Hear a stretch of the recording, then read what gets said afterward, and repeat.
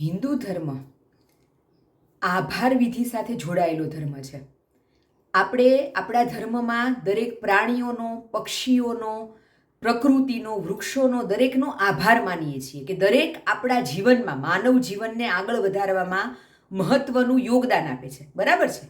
અને એ આભાર વિધિ અંતર્ગત જ પિતૃ પક્ષની અને શ્રાદ્ધની રચના કરવામાં આવી છે. આ ભાદરવા સુદ પૂનમથી ભાદરવા વદ અમાસ આ જે 16 દિવસ છે એ 16 દિવસ શ્રાદ્ધ પક્ષના દિવસો ગણાય છે. અને એમાં આપણે આપણા પૂર્વજો, આપણા કુટુંબના, આપણા મમ્મી પપ્પા ગુજરી ગયા હોય તો એ, આપણા દાદા બા, આપણા બીજી ત્રીજી પેઢીના જેટલા પણ દાદા બાઓ, વડવાઓ જે ગુજરી ગયા છે એમની આભાર વિધિનો દિવસ છે આ પિતૃપક્ષ. એટલે આ કોઈ છે ને ન માનવાની કે અંધશ્રદ્ધાની વસ્તુ નથી. તમે જો વેદો અને પુરાણો વાંચ્યા હોય તો તમને ખ્યાલ આવશે કે ભાદરવા મહિનામાં જ શા માટે પિતૃપક્ષ રાખવામાં આવ્યો છે ઋષિમુનિઓ દ્વારા. કે ભાદરવા મહિનાની અંદર સૂર્ય 12 રાશિઓમાં ભ્રમણ કરે છે. એમાંથી ભાદરવા વદમાં સૂર્ય કન્યા રાશિની અંદર ભ્રમણ કરે છે. અને કન્યા રાશિનો જે સૂર્ય છે એ અને વદ પક્ષ ખાસ કરીને એને પિતૃઓ સાથે ડાયરેક્ટ કનેક્શન છે.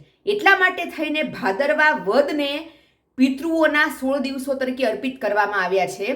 અને એમાં આપણે જે તે તિથિ પ્રમાણે આપણા જે વડીલનું મૃત્યુ થયું હોય એમના પાછળ એ તિથિના દિવસે આપણે ભગવાનનું નામ લઈએ, દાન ધર્મ કરીએ, આપણા સગા સંબંધીઓને જમાડીએ અને એમના માટે આભાર પ્રગટ કરીએ છીએ.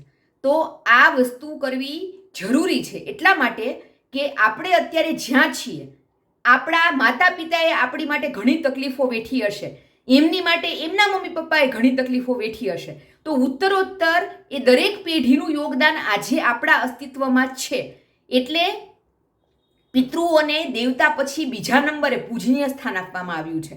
અને તમારા પિતૃઓના, તમારા જે ગુજરી ગયા છે કુટુંબના દાદા બાઓ કે જે કોઈ સ્વર્ગસ્થ આત્માઓ છે એમની જો તમારા પર આશીર્વાદ હોય તો એ તમને ઘણા સંકટોથી પણ બચાવે છે. એટલા માટે થઈને આ પિતૃપક્ષના 16 દિવસમાં દાન ધર્મ અને સગાવાલાઓને જમાડવાનું વિશેષ મહત્વ છે.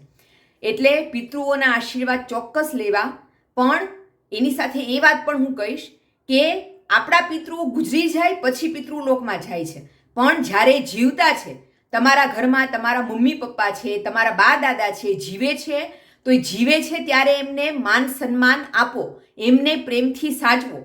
હા, ગટપણને લીધે એમની જીભમાં કડવાશ આવી જાય, એમનો સ્વભાવ થોડો જિદ્દી થઈ જાય, પણ આપણે જેમ બાળક હતા અને આપણને જેમ આપણા મમ્મી પપ્પાએ આપણી જીદને પૂરી કરી, આપણી કજિયા કકળાટને સાચવ્યા, આપણે બીમાર હતા તો આપણને સાચવ્યા, તો એ જ ફરજ હવે આપણે એ જ્યારે ઘરડા થાય ત્યારે એમની સામે નિભાવવાની છે, એક આભાર વિધિ પ્રગટ કરવાની છે.